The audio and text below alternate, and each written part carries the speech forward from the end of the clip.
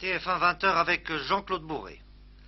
Dernière journée du pape Jean-Paul II en Irlande, il condamne la violence et exhorte à la réconciliation. Le nouveau programme socialiste, Mauroy et Rocard s'abstiennent, Mitterrand soutient Chevènement, décision définitive le 16 décembre. Un week-end à Pékin avec Gérard Saint-Paul, un avant-goût des éditions spéciales que nous diffuserons en direct cette semaine de la capitale chinoise. La revanche de Zotmel, qu'il remporte le Grand Prix cycliste d'automne, Hinault est 6e.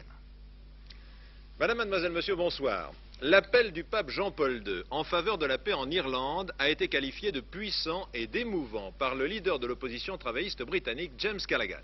L'ancien Premier ministre a révélé son espoir que l'appel du pape permettrait de prendre un nouveau départ en Irlande.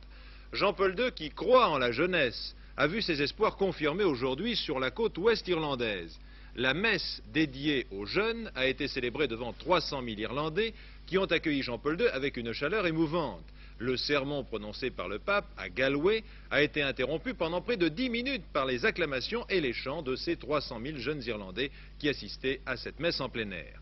Mais de l'autre côté de la frontière, en Irlande du Nord, où catholiques de l'armée républicaine irlandaise, une armée clandestine, et protestants se massacrent au nom de leur foi, en Irlande du Nord, il semble que l'appel du pape ne résoudra pas ce conflit comme un coup de baguette magique. Un responsable de l'armée clandestine irlandaise a simplement déclaré que le discours du pape, son appel à la paix, serait étudié avec attention avant d'être commenté.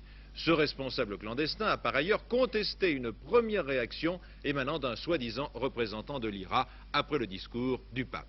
Cet après-midi, Jean-Paul II est arrivé au sanctuaire marial de Knock, où la Vierge est apparue voilà un siècle à 15 Irlandais.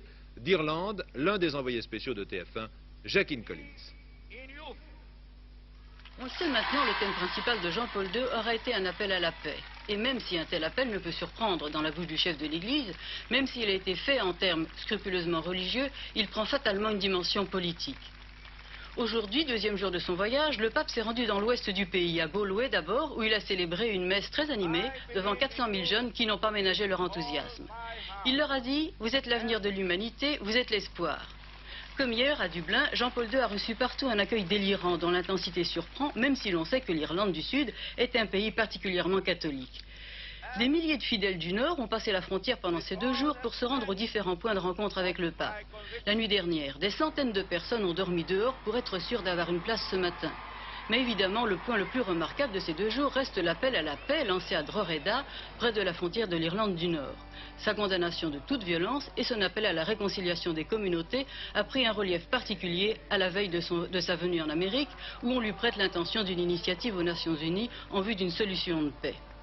Les extrémistes de l'IRA, qui annoncent une réponse pour le courant de la semaine, expliquent qu'ils ont beaucoup de respect pour le souverain pontife, mais que la lutte est politique et qu'ils ne peuvent déposer les armes que si la situation d'injustice cesse. Les responsables protestants, quant à eux, sont sceptiques sur l'effet de cet appel, mais ils s'associent volontiers à la condamnation de la violence. Ils pensent que ce voyage est positif s'il peut faciliter la paix. Seul, le pasteur méthodiste extrémiste Jan Pesley estime que la déclaration de Drogheda est négative et va encourager les extrémistes de l'IRA. Cet après-midi, au sanctuaire marial de Knock, aux 2500 malades assemblés, Jean-Paul II a dit « Par votre souffrance, vous aidez le Christ à son œuvre de salut ». Au cours de l'office en plein air, il a rendu une fois de plus hommage à la foi des Irlandais qui, malgré les pressions du monde moderne, ont su préserver leurs croyances et participer à l'évangélisation du monde. Mais cependant, il leur a bien rappelé qu'ils devaient trouver les moyens du renouveau nécessaire à chaque génération. Pour les observateurs, la vitalité de ce pape, qui pose les questions essentielles de l'homme et de la politique sans jamais sortir du langage religieux, est une sorte d'énigme. Au cours de ces 2 jours, il a déjà prononcé une dizaine de discours ou allocutions, répondu apparemment sans lassitude à l'enthousiasme des millions d'Irlandais qui se sont déplacés pour venir le voir. À chacun, jeunes, familles, prêtres, malades, il a su trouver les mots qui semblent d'ores et déjà faire un succès de cette visite qui se terminera demain matin en fin de matinée. Pour la première fois dans l'histoire de l'Église catholique, un pape sera reçu officiellement aux États-Unis à la Maison-Blanche. Ce sera samedi prochain. Le Saint-Père rencontrera le président Jimmy Carter et les corps constitués américains, mais c'est dès demain soir que Jean-Paul II se rendra aux États-Unis, où tout est prêt pour l'accueillir. De Boston, notre envoyé spécial permanent, Dominique Bromberger. Boston, la seule grande cité des États-Unis à disposer d'une imposante majorité catholique.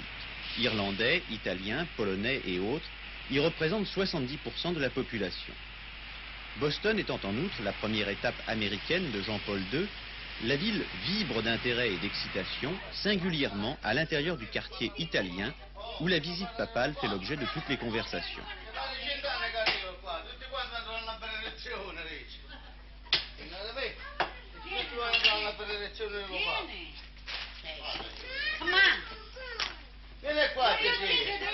Ici, Jean-Paul II aura son premier contact, en tant que pape, avec une église qui s'est profondément renouvelée au cours des années passées et qui, après être passée par une crise, attire de nouveau à elle la jeunesse.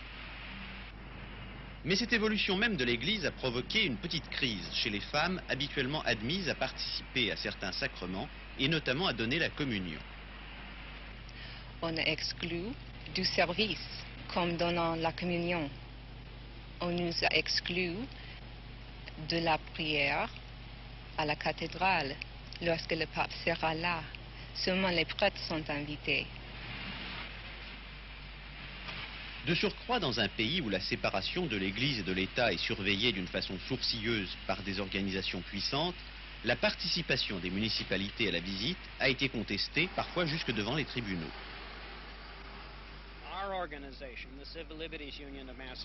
Notre organisation estime que ce n'est pas à l'État de prendre en charge les frais d'installation de la tribune sur laquelle sera célébré le service religieux. Cela doit être payé par l'Église, c'est l'affaire de l'Église et non celle du gouvernement.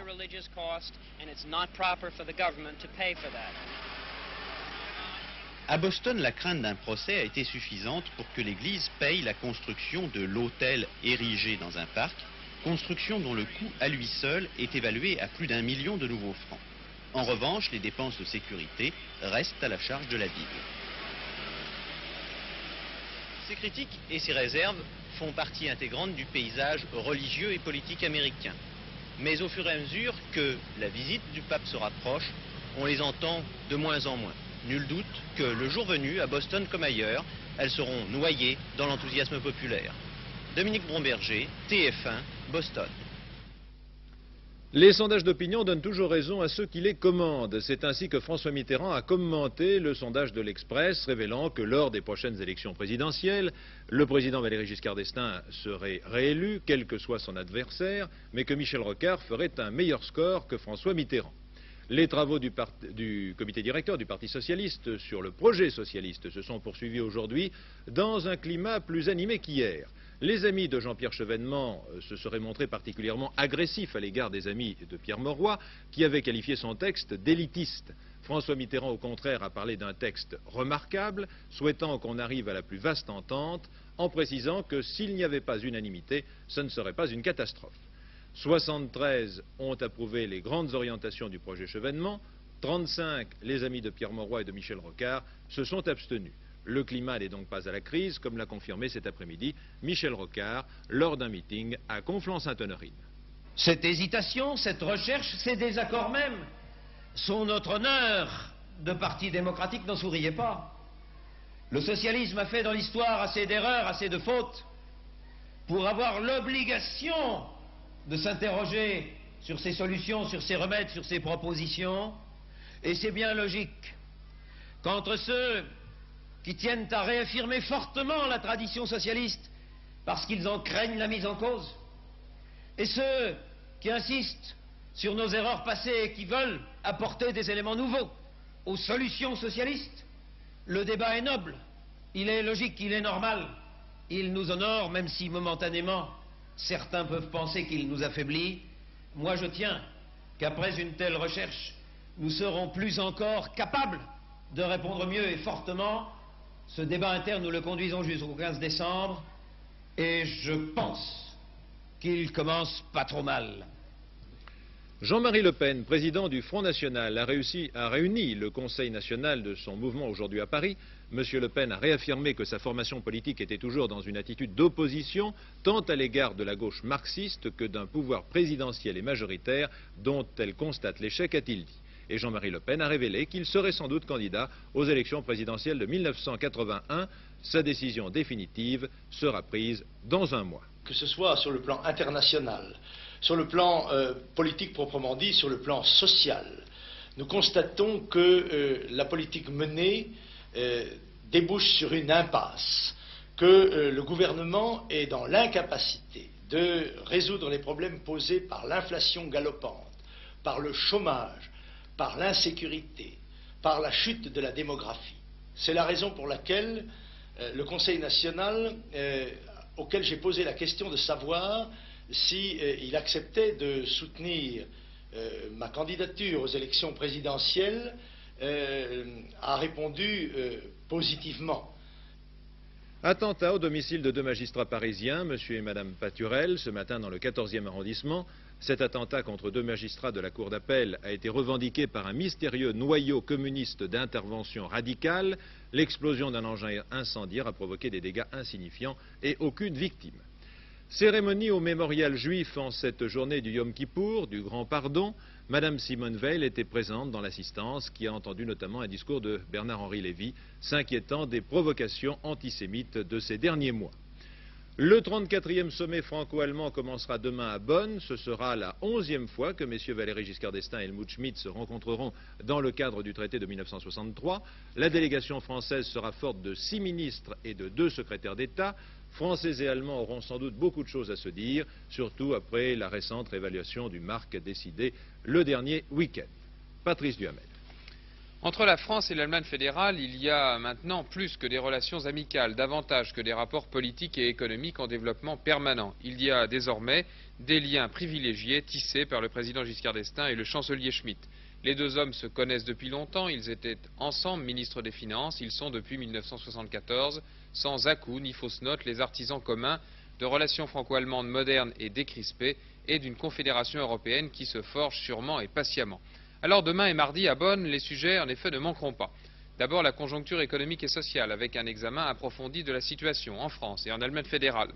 Avec ensuite les problèmes économiques internationaux, en particulier le dossier de l'énergie, quelques jours après la réunion de Paris, qui a confirmé l'accord de Tokyo, Europe, États-Unis, Japon, sur la limitation concertée des importations de pétrole. Avec encore les affaires diplomatiques, et notamment la proposition française du trilogue, ce dialogue à 3 entre l'Europe, l'Afrique et les pays arabes, pour mettre au point sur l'énergie et l'ensemble des problèmes de développement, des rapports nouveaux et harmonieux. Autre thème de discussion, la construction européenne, à 2 mois du Conseil européen de Dublin. La demande de Londres d'une diminution de la contribution britannique au budget de la communauté des 9 pourrait être évoquée.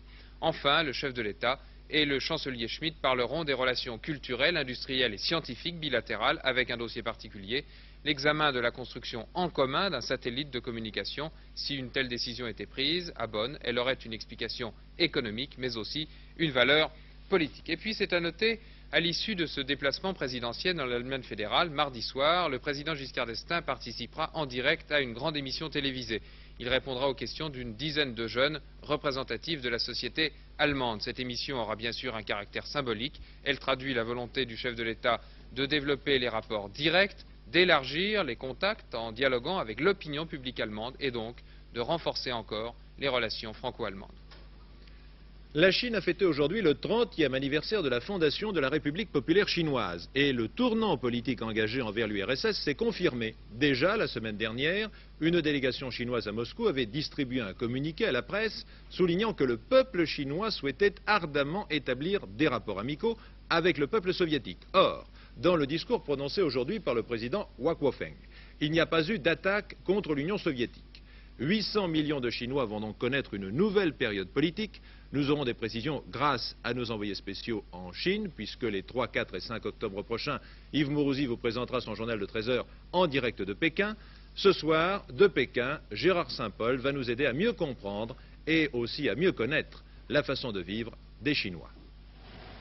Dimanche matin, à Pékin, cette église catholique, filmée pour la première fois de l'intérieur, dont la messe dominicale est servie par un prêtre chinois, n'est pas une illusion.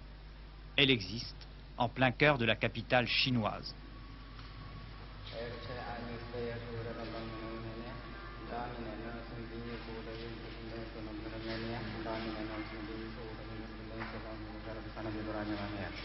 Elle est surtout fréquentée par les familles de diplomates et d'experts travaillant en Chine.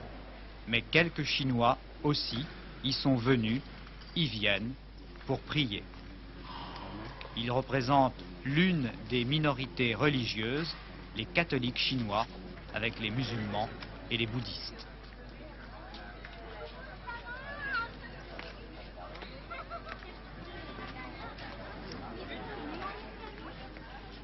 Ceux qui ne vont pas à la messe, comme ces dames de Pékin, c'est-à-dire la presque totalité des 6 à 7 millions de Pékinois, moins une vingtaine, se lèvent également de bon matin, car on se lève tôt le week-end à Pékin. On va se promener place Tiananmen, ou plutôt de préférence derrière la grande place, où fleurissent les petits marchands ambulants. Ils échappent au contrôle de l'État, mais ils sont tolérés. La foule se presse sur les trottoirs de ce fascinant Saint-Ouen chinois, où l'on achète et l'on vend tout et rien. À pied, à bicyclette, les habitants de Pékin flânent et font leurs courses, puisque les boutiques et les magasins sont ouverts le dimanche. La foule est maîtresse de la rue. Puis, calme et silence. Un peu plus tard, ce sera l'heure de la promenade. Pékin ne manque ni de parc, ni d'espace vert. Mais l'un des lieux de promenade favoris est la colline au charbon, d'où l'on domine tout Pékin et la cité interdite. Elle est appelée ainsi parce qu'elle était jadis l'endroit où l'on entreposait la réserve de charbon ou de bois de l'empereur. Tout ici respire la tranquillité, même si d'autres, avec le système de brigade, travaillent le dimanche, en particulier à la modernisation de la ville. Ils se reposeront un autre jour.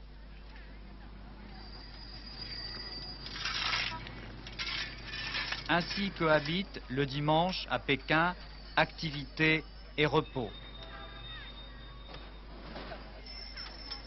Et puis, il y a le tai chi et la gymnastique dans les parcs. Tous les jours, dès 4 heures ou 5 heures du matin, à la belle saison qui est l'automne en ce moment donc, mais aussi, surtout, le dimanche. Le tai chi est une sorte de boxe chinoise, de shadow boxing, où l'on boxe contre son ombre en de lents mouvements enveloppants, comme au ralenti. Respiration et concentration, on y retrouve l'esprit du karaté japonais, mais sur un tout autre rythme. Le rythme chinois basé sur ce temps qui ne compte pas et qui donne aux exercices matinaux dans les parcs une allure irréelle d'éternité chinoise. À 2h30 de route de Pékin, on va se promener à la Grande Muraille ou au tombeau des Ming, lieu de prédilection des soldats chinois en permission. Les Pékinois, le dimanche, rêvent devant leur ville presque silencieusement pour ne pas troubler la petite musique que, paraît-il, ils entretiennent en eux avant de retourner au travail. En Argentine, fin de la rébellion du général Menendez contre le commandant en chef de l'armée de terre, après une rencontre entre les deux hommes aujourd'hui.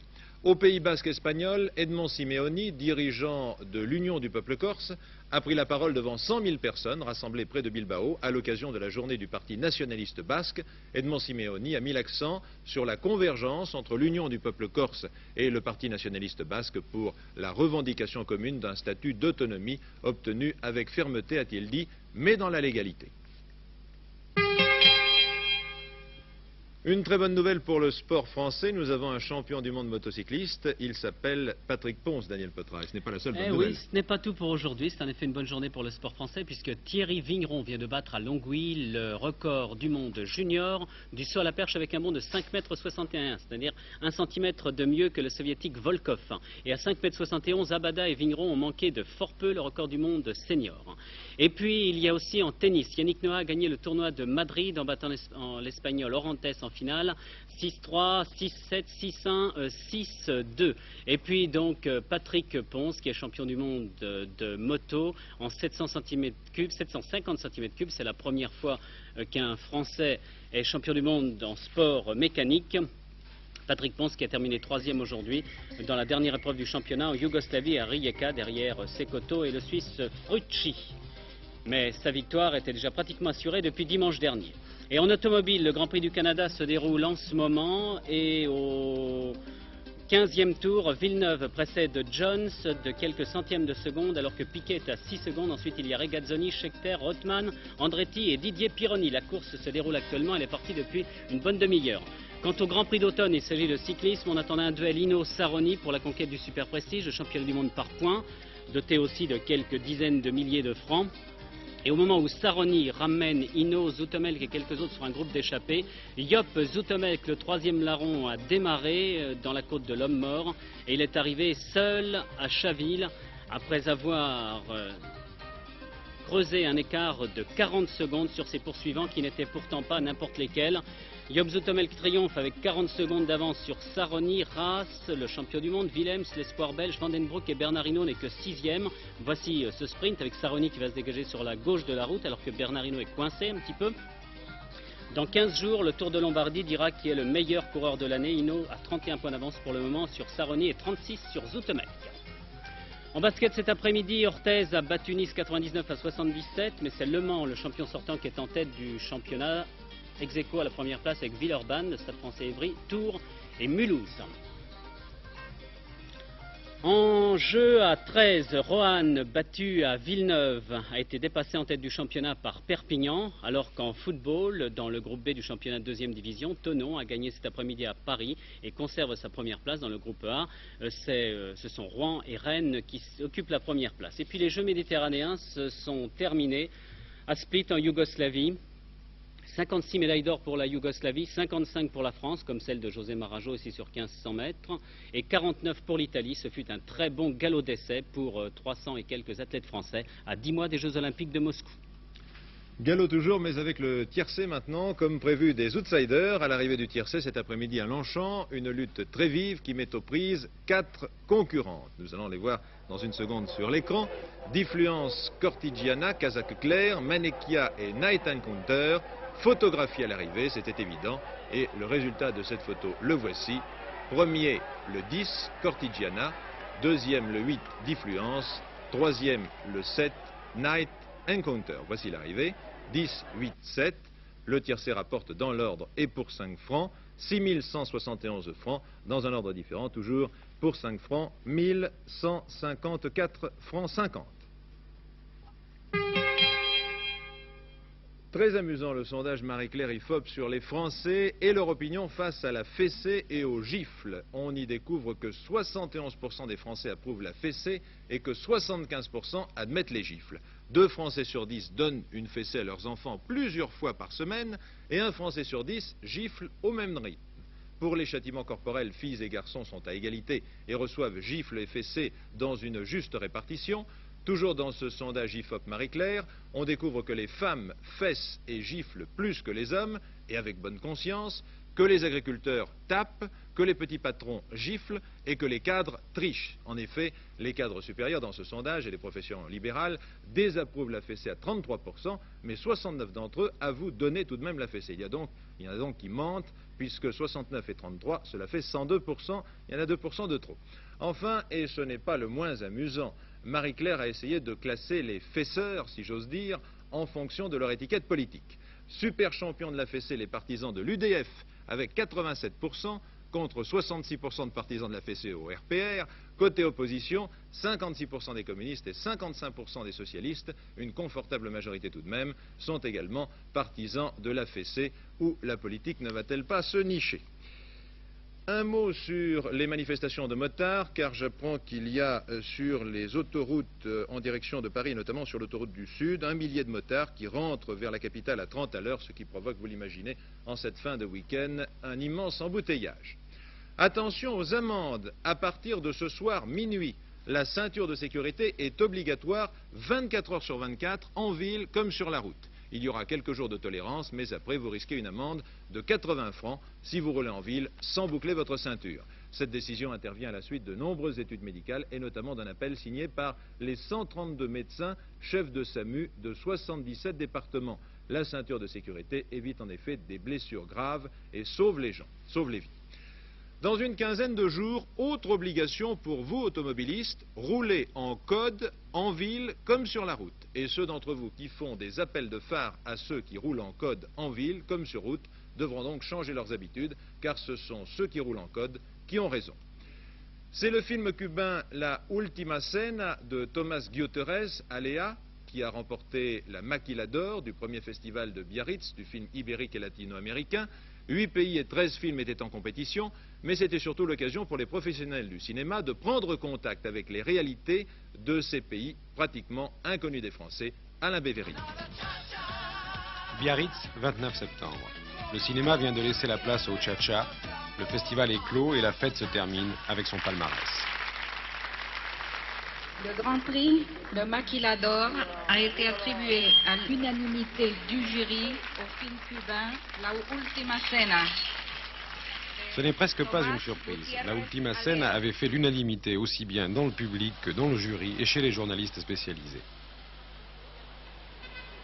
Il me semble que les films latino-américains sont beaucoup plus intéressants que les films espagnols, dans la mesure où il y a beaucoup plus de documents, on voit beaucoup plus les éléments ethnographiques, alors que les films espagnols ou portugais sont encore à régler leur compte avec l'histoire récente et donc à parler beaucoup du franquisme pour les films espagnols, à évoquer les problèmes de la religion, etc.